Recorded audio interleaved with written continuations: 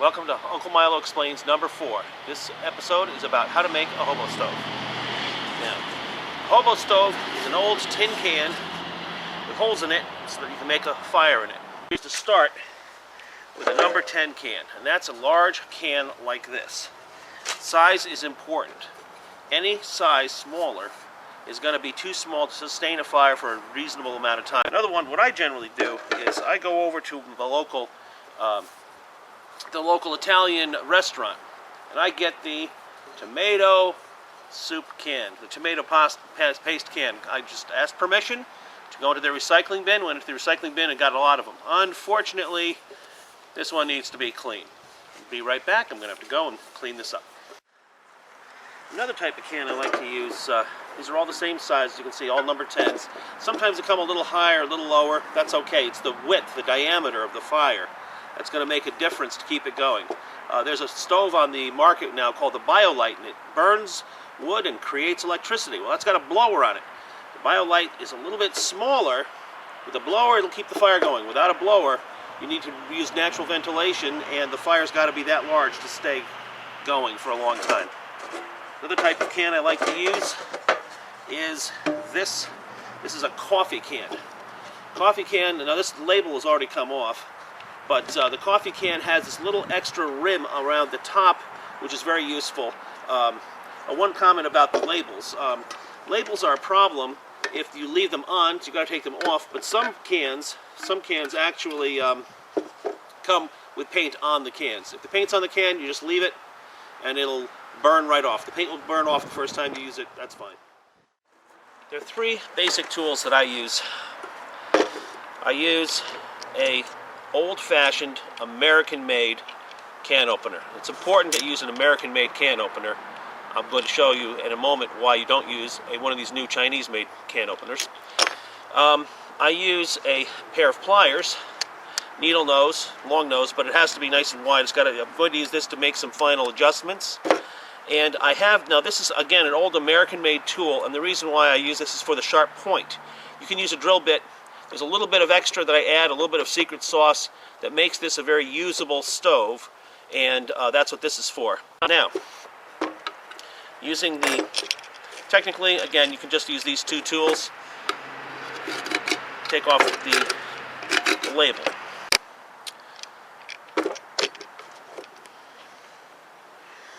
Alright. So now we have the plain can ready to go. What I do is I need to be able to, when I use it, this is again one of my little extras that really helps a lot when I really get it going. Sometimes you need to know where you've put your tinder. This is an example of a fully loaded stove. I need to know where the seam is. Now on this one I did not mark the seam. Seam is right here, and I think, nope, yeah, that's okay. Seam is right here, and that's where I put my tinder inside, so when I light this fire, this thing will go up all just with one match. Problem is, I don't really know where it is, so I've come up with a design. This is sort of a preliminary design. I'm still learning how to make them. I find this seam. This seam will sort of disappear once you use it a lot. It'll turn to rust. So what I do is I take and I just put a couple of holes. There's other ways you could mark it, but basically I just want to make a mark here and here. I can now tell, now that's got to be straightened out. See, that's why I use pliers. Okay, straighten that out a bit. Okay, now I have a mark top and bottom that tells me where to start. If I'm going to start a fire, I'm going to put the tinder in the corner. That's just very useful. Next, I don't want to put a lot of stuff on the top. I do the top first, but when I do it en masse, I'm going to show you the basic design. The simplest design is simply to take this can opener and just go down. Now, very carefully space them. You don't want to, if you put them too close together, it'll literally punch the bottom of the can right off. So you need to put a space between each hole. You get anywhere from 18 to 20 holes this way if you space them close but not touching, and then just go completely around. Last part, yeah, sometimes if you don't have enough room, if putting something here would be a problem, then you won't put it in. But I've got just enough room to put that in there, and there we go. All right, that's your basic hobo stove design. This will work, but I'm going to have to add some stuff. Like I added these two little things to show me where the seam was. I'm going to add some more stuff to make it actually usable. Now I'm going to do the top. Now the top is a bit of a problem. That's why I use these. I'm going to have to show you how to do it. It's not a fun part, but it has to be done because otherwise it's too easy to smother. You have a closed top like this, put something on top, smothers the flame. I need to add holes around the outside to let it breathe, and also so I can use it upside down, which is useful in bad weather.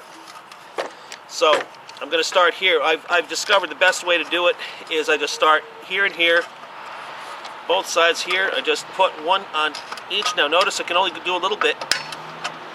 Here is a nasty piece of wicked metal. I'm going to deal with that later. Then I go on the other side. I just put that down, go up on top, do one there, turn it sideways, put one on top, turn it sideways again, the other side, one on the bottom, and then add one extra between each hole all around the top. I should end up with basically 9 holes. Alright, next I start at the seam, and I'm going to do a straightening pass. I straighten it like this, straightening it up. It takes basically 4 times I have to go around. And what I'm doing is I'm getting this metal out of the way. Okay, now I start at the seam again. I come in like this. I want to just I come in at a different angle. I'm trying to make this come in so that it's going to be closer, and I'll show you how I make it wrap around. Okay, then the next part is coming in like this. I have to, in effect, start wrapping it around, so I pull it like this. I want to make sure the point goes outside where I'm going to actually wrap it in the last step. Last step, I go in from the back side and I wrap it right around like that. Now this is where that point gets pushed right around where you don't see it anymore. It's going to actually be in a safe position. Sometimes if you've got a can opener that gives you a great big hole, you can end up with it wrapping all the way around. But anyways, the whole idea is it gets it up out of the way and keeps it out of trouble. Can opener, piercing style, distributed by Convenience Valet, made in China. C Valet, this may have been picked up, anyways, it picked up in the store. These are what are sold in stores nowadays. This is a shame. This is a shame to China. It's a shame for the American company that sells it. They should be ashamed of themselves. I think it was a local store. I don't remember which one. I don't want to name it by name, but there's no reinforcement. Echo patented this can opener. I don't think that this was patented at all. This was properly hardened. This, I'm going to open right up. Let's see how long this lasts. 1. Oh dear. Oh dear. Okay, that bent a little bit. 2. Oh dear. And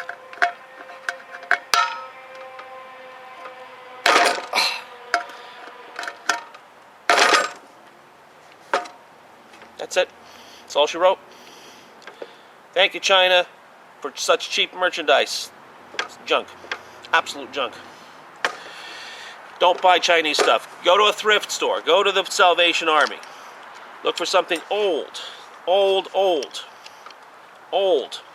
American made. Made in USA. These will work. Good tools. Put them in a safe place. Don't lose them. They'll last a lifetime. I actually took the diamond hone. Yes, the diamond hone was made in China. Where else are you going to go? But I honed this edge, make it nice and sharp. I took a magnifying glass and verified I had a nice sharp edge. That sharp edge works like a charm. The metal is hardened and it does not deflect. It works great. So, make sure you always have an American-made hardened steel can opener, when you're going to do it, buy the cheap Chinese one, it's not going to work. Now, the final thing. This is, again, one of my secret sauce type of things. But use this a lot. Use these. They work great. Problem that I have is you use them, you start burning great, you get a great fire. About half an hour later, everything's burned down, and you get ash right down, begins to clog these holes. Now, you are going to have to blow it out, okay? You can stick a stick in it, whatever you're going to do. But the problem is, they will completely clog up and the fire will go out. My solution is to create sort of carburetor holes. What I do is I go and I'm going to make one hole below each one of these holes here. Now, you can use, some people will actually use a drill bit. You take a drill, you put the hole in. I go up to, the first, or in this case, I'll take the second hole, the second rib up above, and right below here, I go down there, and I'll take it and I'll push real hard. It's very stiff. I actually sharpened this end, but however you can do, but I'm going to make holes all the way around. Okay, once that's done, I take each one and I just twist it to make the hole large enough.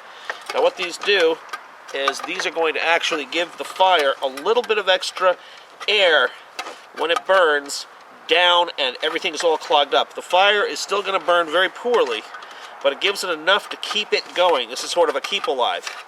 It's secret sauce that allows it to be a very effective fire. People don't really realize it. They don't really know that it's working, but the difference between not having these holes and having the holes is the difference between a fire going completely out and a fire working pretty effectively.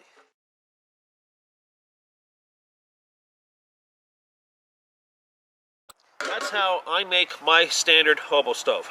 I'll show you how it lights, and oh yes, when you light it up, the bottom of the stove gets very hot. This is not like a normal stove where you've got some insulation underneath. This is directly heat. If I put it on here, it would burn this whole thing right up. So it's got to be on a rock, on a pavement, something that's not going to burn. If you put it on the ground, it's going to cause the grass all around it to fire up, to turn to flame. You really got to be careful. Put this someplace safe. Got a old cinder block here. Put it on top of the tray. All right, this is all loaded up, ready to go. Let's find that seam. Should take one match. Got our matches here. Just regular old wooden matches, and we'll see how she goes.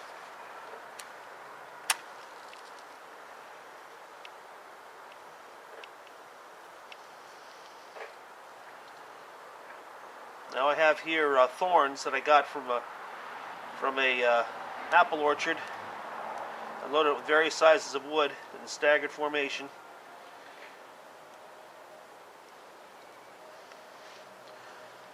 Once it starts, you can literally pick it up and tip it if you want the fire to work a little bit better. But basically, there it goes.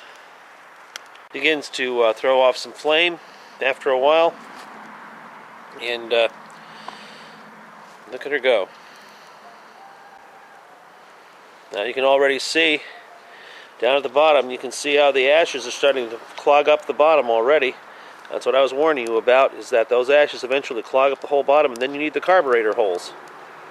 So, big flame coming out of the top, that's fine. That's good for marshmallows, hot dogs. If you want to actually cook, if you want to boil water, you'd throw some sticks across the top when it gets going a bit better, and then you can just keep the fire going, poke little sticks down on top. One of the nicest things about a hobo stove is I go camping, I go to the big fireplace, and they've got sticks all over the place, little ones that never made it to the fire, they couldn't use it. Little tiny twigs, little tiny pieces. Those are fuel for my hobo stove. I don't need to make a big campfire. I want a fire, just get the hobo stove going. It's great. I don't have to worry about how to get big branches and stuff. Generally, I end up feeding my hobo stove with the waste from everybody else who's been working on fires, and there's this mess all over the place. Works out really well.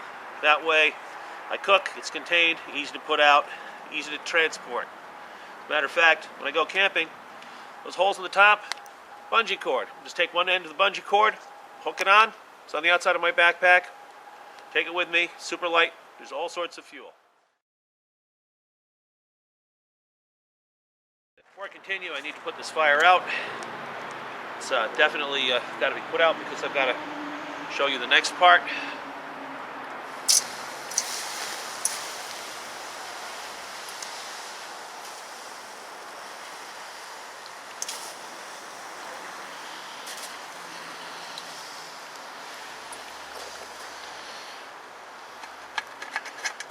Pick it up and move it.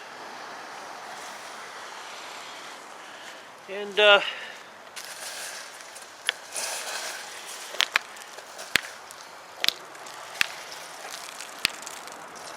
it's cool within seconds. Goes out incredibly fast, easy, efficient.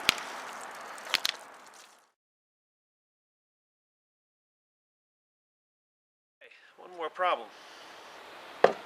When camping, Hobo stove worked great, then it rained. Everything was soaking wet. Rained for 15 hours, nothing dry. How do I get a fire going? Well, here's the trick. Remember I told you I had to put those holes in the top? Well, here's the secret. It's an old Boy Scout trick. It's a cat food can. You could use tuna fish can. Take a cut cardboard, coil it up inside, corrugated cardboard, and then you melt wax carefully. Melting wax has got to be done very carefully. Best do it with water or a double boiler. Anyways, poured the wax in and got this all going. The important thing about it is wax is not going to get wet. It's not going to get wet. It's going to stay waterproof no matter what you do. I always put a wick in here because it just doesn't work. It doesn't light easily. I don't know if you noticed, but this block is steaming because it got a little bit hot with the stove going on it. And I told you, the stove heats up the stuff under it. Anyways, you get this going. This will burn approximately, well, a minimum of half an hour. I've gotten 40 minutes out of most of these. But half an hour is what you have to estimate on. You'll do an entire batch of eggs, bacon, and heat up your coffee water. All in one thing. When you need to put it out, do not put water on this. Smother it, because if you put water on it and it's really hot, it's going to explode. You're going to have water's going to flash to steam. You're going to have molten burning wax all over the place. You have to smother it. But anyways, this thing is starting to go now, and it's going to work well. Now here's the trick. Take this can and put it on upside down. If it's raining, that's going to keep it from getting hit with water and getting wet. Okay, this thing's been going for a while. Does a nice job. It's really going well. Take it off. Flame kind of, this is what it looks like without with this on. The flame's got to be contained to make it work properly as a stove. The air is going in the bottom, coming out the top. It works great. That's your Hobo stove. I'm going to put this out now. I'll save that for another time. Once I light that up, it'll work again. I've probably got another half an hour left on that. That'll work great. That's done. That'll cool down. So that's it. That's the Hobo stove that I've perfected over several years of work. Alright, this is Uncle Milo saying thank you for watching. Uncle Milo Explains, episode number 4, How to Make a Hobo Stove.